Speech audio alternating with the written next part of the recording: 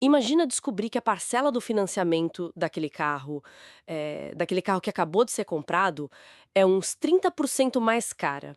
E, tipo, não por causa de um histórico de crédito ruim, sabe? Aham, mas por causa de um detalhe mínimo? Exato. Porque o algoritmo de um banco decidiu, do nada, que um pequeno arranhão no para-choque traseiro tornaria o veículo, sei lá, muito difícil de revender num leilão. É o famoso risco invisível, né? E o pior de tudo é que, até hoje, ninguém jamais precisou provar ou explicar esse cálculo de verdade. Era um segredo guardado a sete chaves. Totalmente. Ficava tudo escondido atrás daquela taxa percentual genérica que ninguém entende direito. Pois é, mas a nossa missão de hoje é abrir essa verdadeira caixa preta. Então, boas-vindas a quem acompanha mais esse mergulho detalhado nas engrenagens das coisas que impactam o nosso bolso. E hoje o assunto vai fundo, viu? Muito funda. Hoje o foco é o projeto de lei número 946, datado de 3 de abril de 2026. Um texto de autoria do deputado Rubens Pereira Júnior. Que, olha, promete virar o mercado de financiamento de veículos usados simplesmente de cabeça para baixo. É uma mudança drástica. O projeto obriga bancos, cooperativas e plataformas digitais a abrirem as cortinas, sabe? Mostrar exatamente como eles transformam poeira e ferrugem em taxas de juros. Isso importa muito, porque afeta o bolso de milhões de pessoas que dependem de crédito. Com certeza.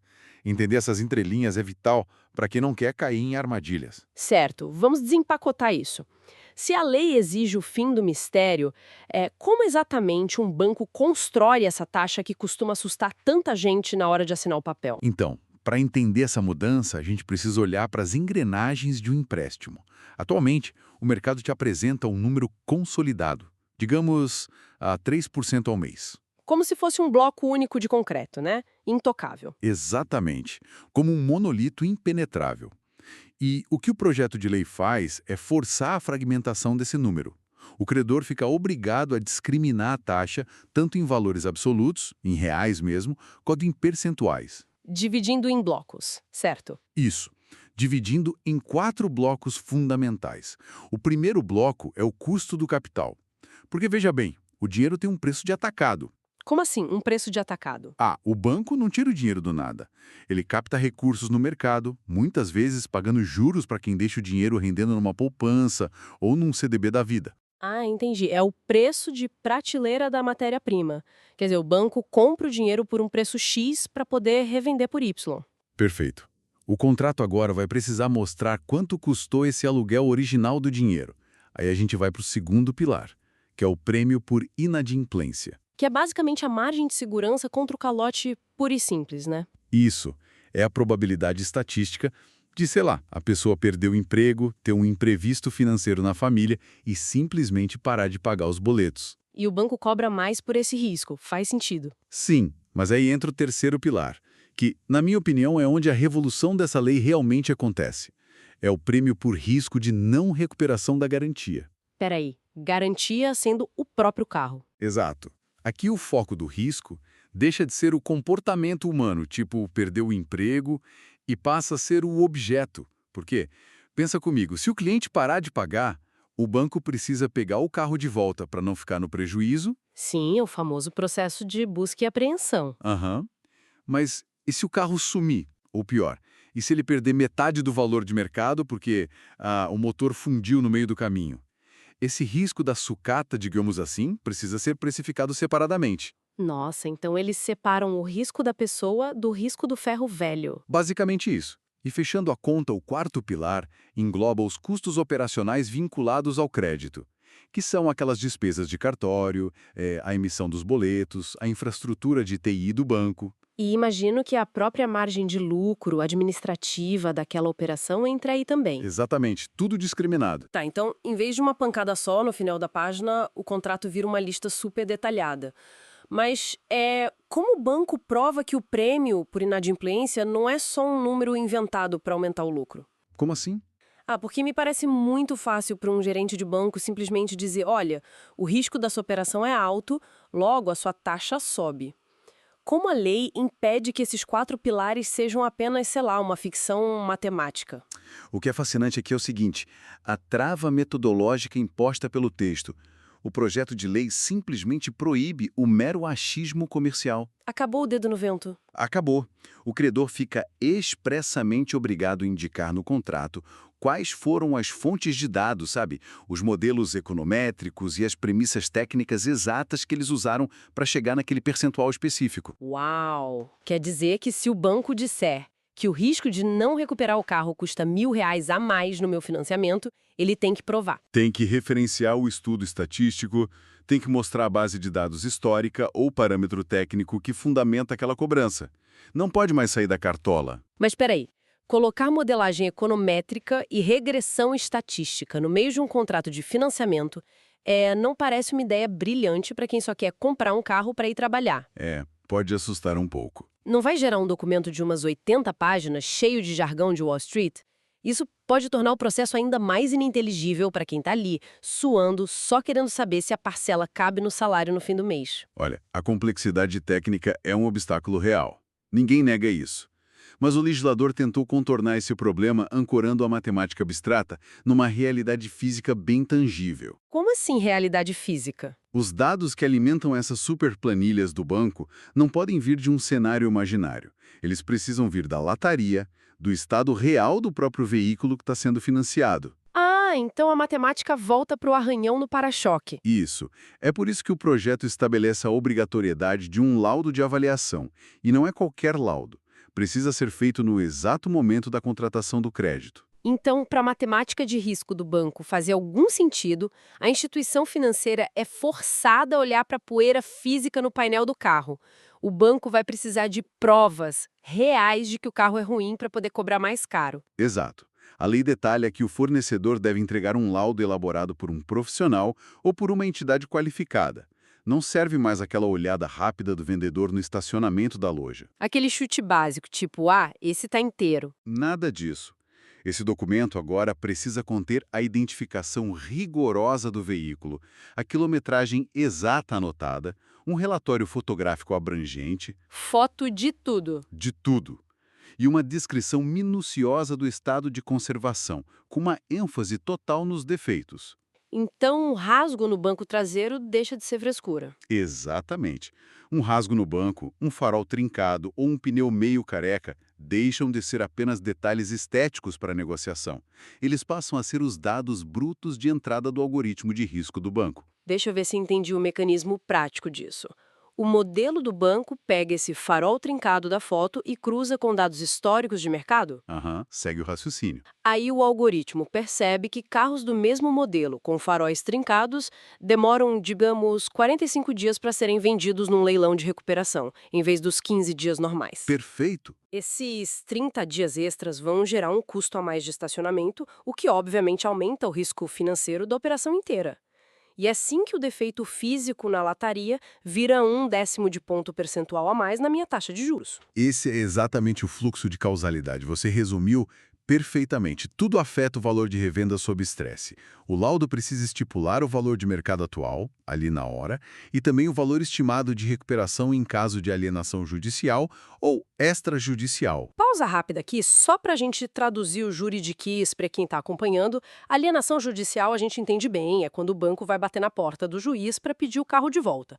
Mas e essa tal de extrajudicial? A alienação extrajudicial é quando o credor consegue retomar o veículo sem precisar enfrentar toda aquela lentidão de um processo nos tribunais. Tipo um atalho? Isso. Geralmente rola através de notificações via cartório, dependendo muito do tipo de contrato que foi assinado, como na alienação fiduciária, que é o padrão. Entendi. Mas voltando para o laudo. O foco real da lei é o que acontece depois da retomada. O banco agora tem que apresentar uma planilha estimando os custos de retomada no pior cenário possível. Custos de retomada. Imagino que a lista seja longa. E exaustiva. O banco tem que prever despesas com o guincho para buscar o carro, o transporte intermunicipal, se for o caso, taxas de pátio para guardar o carro apreendido todos os dias. Nossa, o relógio do pátio não para, né? Não para. E mais, tem que prever eventuais consertos rápidos para deixar o veículo apresentável para o leilão, a comissão do leiloeiro e ainda a perda financeira pela desvalorização do carro durante os meses que ele fica ali, parado, pegando chuva, esperando a venda. Espera, deixa eu ser o advogado do diabo aqui na questão da logística pura.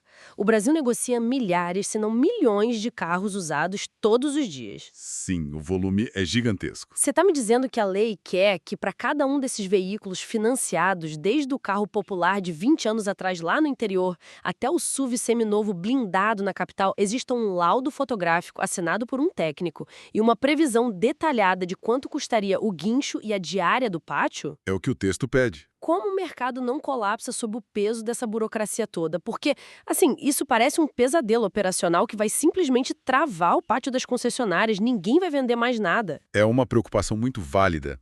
Mas o autor do projeto argumenta que essa fricção inicial é um preço pequeno a se pagar pela proteção sistêmica que vem depois. Proteção contra o quê exatamente? Historicamente, o mercado de crédito sempre embutiu custos presumidos e muito opacos nessas taxas.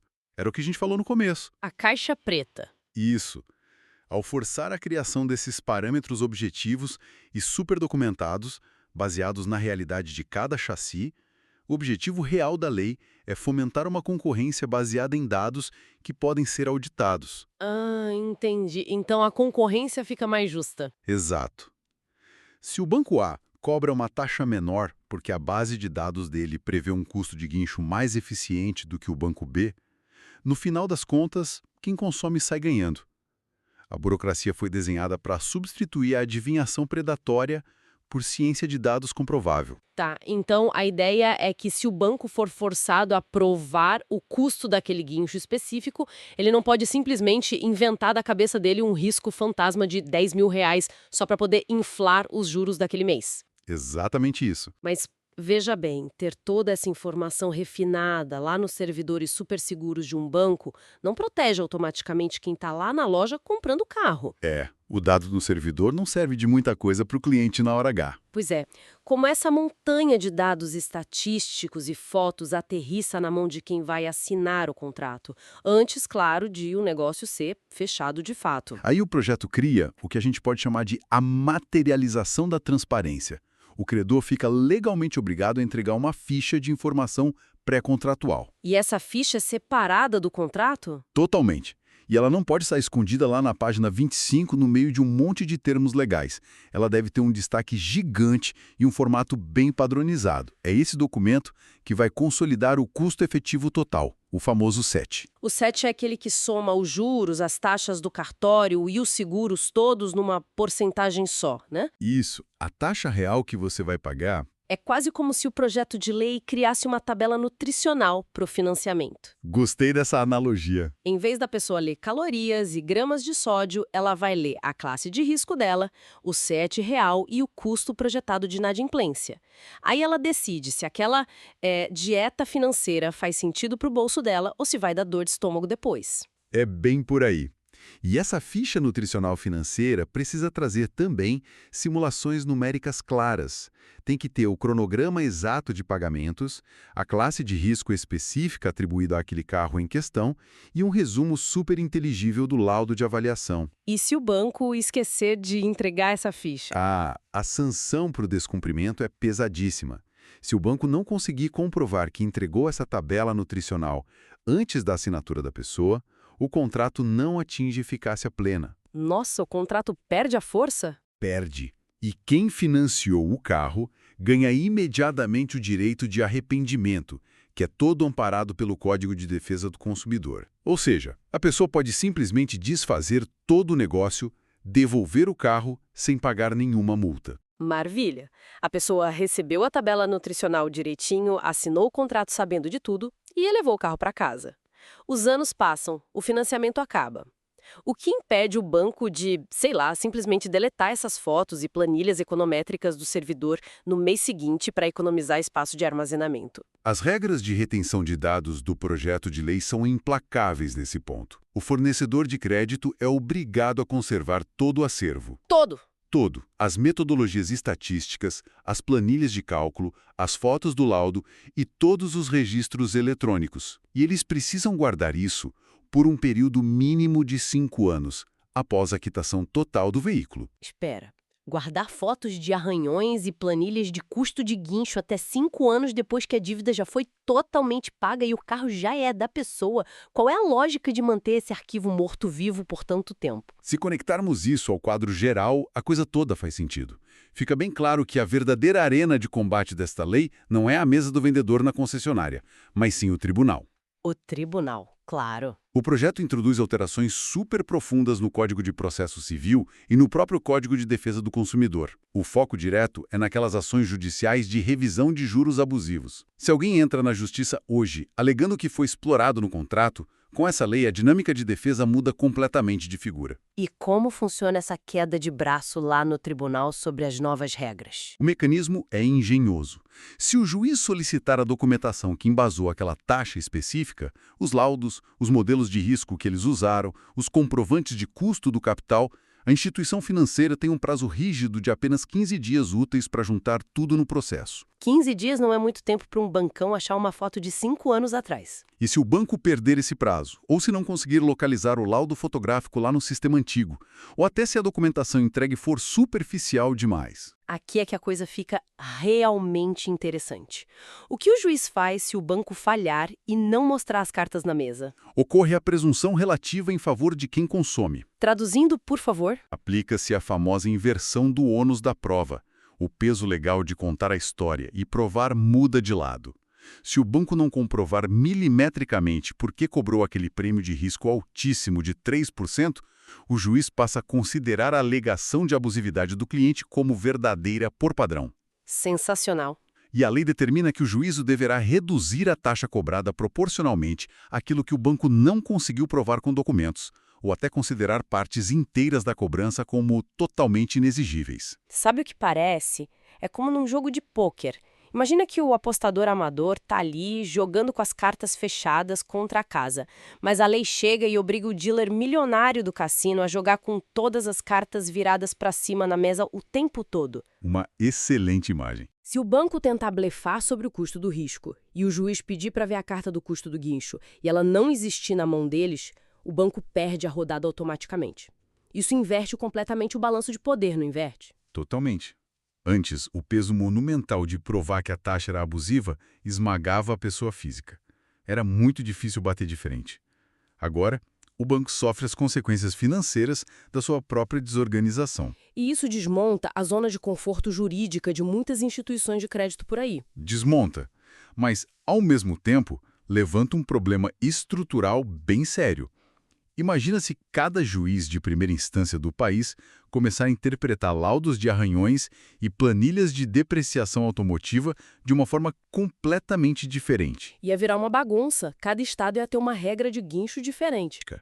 É exatamente por causa desse risco de caos que o projeto passa a bola da padronização para o regulador máximo do sistema. E aí entra em cena o Banco Central.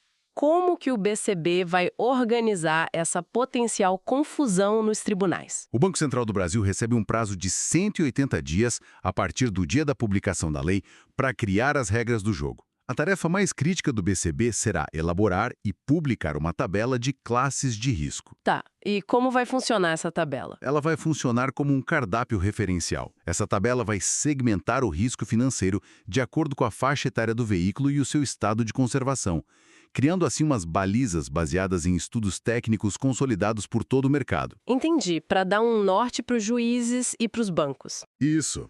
O BCB também vai ter que definir quais são as diretrizes mínimas para que um laudo seja de fato aceito. Ele vai determinar o perfil de quem pode assinar as avaliações, se é engenheiro, se é mecânico certificado e como as auditorias internas dos bancos devem funcionar para fiscalizar isso tudo. Então, se o Banco Central vai criar um cardápio de risco padronizado, isso me lembra de um atalho que o judiciário usa muito hoje em dia. Atualmente, os juízes costumam decidir esses casos de juros abusivos olhando para uma taxa média geral. Certo? É o paradigma atual. Mas é justamente isso que o artigo 7º do projeto visa destruir. Hoje em dia, se existe um questionamento sobre juros abusivos em um financiamento de carro, a solução que a justiça dá costuma ser bem pragmática e, digamos assim, até um pouco preguiçosa. Como assim preguiçosa? O juiz ou assistente dele acessa o site do Banco Central, olha qual era a taxa média de mercado divulgada na época da assinatura daquele contrato específico e faz uma comparação bem simples. Conta de padaria. Exato. Se a taxa do contrato estiver drasticamente acima dessa média macroeconômica, é declarada abusiva. Mas se estiver na média ou perto dela, perdeu. Segue o jogo, não tem abuso. O famoso atalho de olhar para a floresta e ignorar a ardúria. Não importa se a garantia, o carro, era uma picape caindo aos pedaços que o banco corria muito risco ao financiar, ou um sedã de luxo impecável que não dava risco nenhum. A média cega do mercado julgava tudo por igual. Precisamente. E a lei de autoria do deputado Rubens Pereira Júnior proíbe expressamente o uso exclusivo desse atalho. Acabou a mamata da taxa média. Acabou. O texto veda, com todas as letras, que a taxa média de mercado seja utilizada como um único parâmetro para declarar a abusividade ou a validade de uma cobrança em financiamento de veículos usados. E o que a média vira, então? A média passa a ser apenas um indicador secundário. A decisão do juiz obrigatoriamente terá que nascer do confronto com a documentação do caso concreto. O judiciário vai ter que arregaçar as mangas e olhar para o chassi específico. Acabou a revisão judicial em lote, que era só copiar e colar a sentença. Mas convenhamos, mudar toda a engrenagem do Banco Central e a rotina acelerada dos tribunais não é uma coisa que acontece do dia para a noite. Não, exige uma adaptação pesada. Qual é o cronograma real para que tudo isso saia do papel do projeto de lei e vire realidade lá no pátio das concessionárias? Como a gente mencionou, o Banco Central tem os primeiros 180 dias para conseguir criar a tal tabela de risco e definir as regras rigorosas dos laudos. Uma vez que essas normas todas forem publicadas no Diário Oficial, a contagem regressiva recomeça. Para os bancos, no caso. Isso. Bancos, financeiras e as plataformas digitais terão mais 120 dias de prazo de adaptação, e nesse período eles precisam não só ajustar seus sistemas de TI caríssimos para gerar os novos contratos transparentes, mas, criticamente, eles vão ter que preparar os arquivos dos contratos que já existem. Dos antigos. Eles vão aplicar retroativamente para quem pedir? De certa forma, sim. Se um cliente com o financiamento já em andamento bater na porta e pedir toda essa documentação discriminada após esse prazo de adaptação acabar, o banco vai ter que fornecer a quebra dos pilares. Que loucura! E quem fiscaliza se os bancos estão fazendo isso certo? A fiscalização desse ecossistema gigantesco será dividida. O BCB cuida da saúde do sistema financeiro, das regras gerais.